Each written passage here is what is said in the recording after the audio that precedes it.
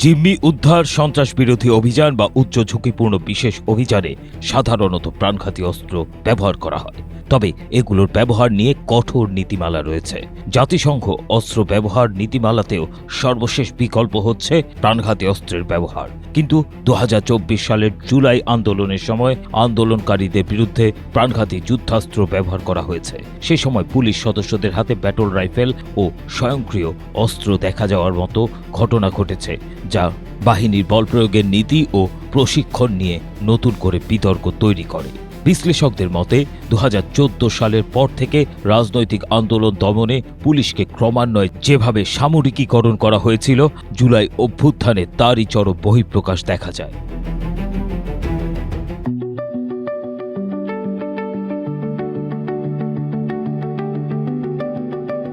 দৈনিক বণিক বার্তা এক প্রতিবেদনে জানিয়েছে, পুলিশের হাতে প্রাণঘাতী অস্ত্র তুলে দেওয়ার সিদ্ধান্ত নেওয়া হয় 2014 সালের 26 অক্টোবর।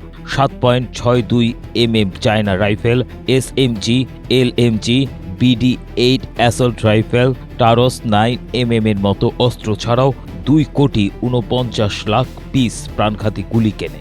অন্যদিকে একই সময় টিয়ার শেল এবং রাবার বুলেটের মতো সরঞ্জাম কেনা হয় প্রায় 30 lakh unit.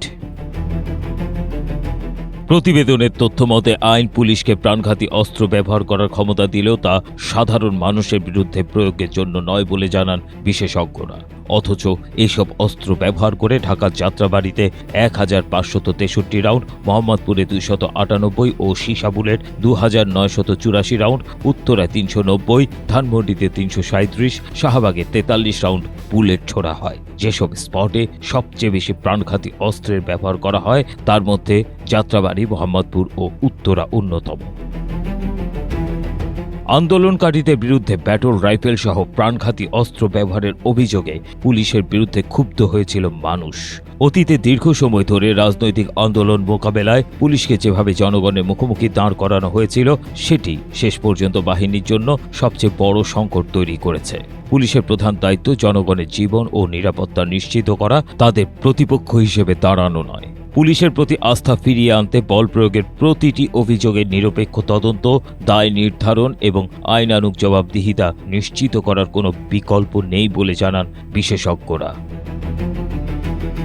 ABM Asaduzzaman, Asia post.